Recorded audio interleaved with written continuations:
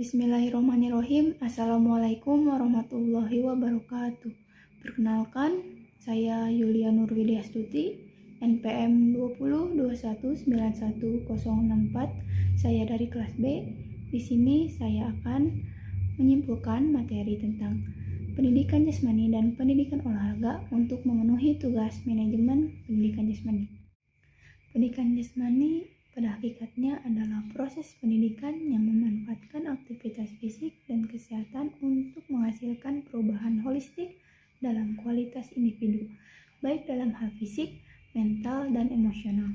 Pendidikan jasmani memerlukan anak sebagai sebuah kesatuan utuh, makhluk total, daripada hanya menganggapnya sebagai seseorang yang terpisah kualitas fisik dan mentalnya. Pada kenyataannya, pendidikan jasmani adalah suatu bidang kajian yang sungguh luas. Titik perhatiannya adalah peningkatan gerak manusia. Lebih khusus lagi, pendidikan jasmani berkaitan dengan hubungan antara gerak manusia dan wilayah pendidikan lainnya. Pendidikan jasmani adalah suatu proses yang dilakukan secara sadar dan sistematik melalui berbagai kegiatan jasmani untuk memperoleh pertumbuhan jasmani, kesehatan dan kesegaran jasmani, kemampuan dan keterampilan, kecerdasan dan perkembangan watak, serta kepribadian yang harmonis dalam rangka membentuk manusia Indonesia seutuhnya yang berkualitas berdasarkan Pancasila. Dan pendidikan olahraga merupakan pendidikan jasmani dan olahraga yang dilaksanakan sebagai bagian dari proses pendidikan yang teratur dan berkelanjutan untuk memperoleh pengetahuan, kepribadian, keterampilan, kesehatan, dan kebugaran jasmani. Jadi, pengertian pendidikan jasmani dan olahraga adalah suatu proses pembelajaran melalui aktivitas jasmani yang didesain untuk meningkatkan kebugaran jasmani, mengembangkan keterampilan motorik, pengetahuan dan perilaku hidup sehat dan aktif, sikap sportif, dan kecerdasan emosi. Selanjutnya yaitu manfaat pendidikan jasmani dan olahraga di sekolah. Yang pertama, memenuhi kebutuhan anak akan gerak. Yang kedua, mengenalkan anak pada lingkungan dan potensi dirinya.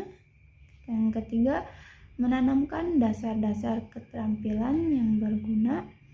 Yang keempat, menyalurkan energi yang berlebihan. Yang kelima, merupakan proses pendidikan secara serempak, baik fisik, mental, maupun emosional.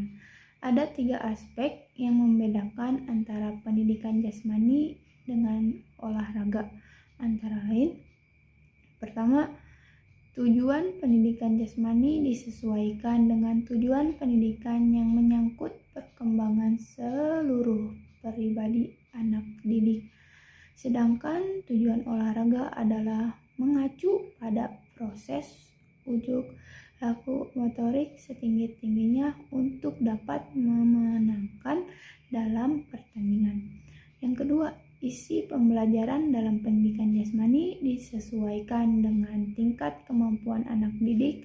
Sebagai pembelajaran pada olahraga, isi pembelajaran atau isi latihan merupakan target yang harus dipenuhi. Yang ketiga, orientasi pembelajaran pada pendidikan jasmani berpusat pada anak didik, artinya anak didik yang belum mampu mencapai tujuan pada waktunya diberi kesempatan lagi, sedangkan pada olahraga atlet yang tidak dapat mencapai tujuan sesuai dengan target waktu dianggap tidak berbakat dan harus diganti dengan atlet lain.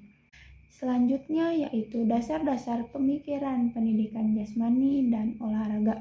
Yang pertama, kebugaran. Yang kedua, kesehatan. Yang ketiga, keterampilan fisik. Yang keempat, terkuasainya prinsip-prinsip gerak. Yang kelima, kemampuan berpikir. Yang keenam, kepekaan rasa. Yang ketujuh, keterampilan sosial. Yang kedelapan, kepercayaan diri dan citra diri. Terima kasih atas perhatiannya. Mohon maaf maaf bila ada kekurangan dan kesalahan dalam menyampaikan materi atau kesimpulan. Wassalamualaikum warahmatullahi wabarakatuh.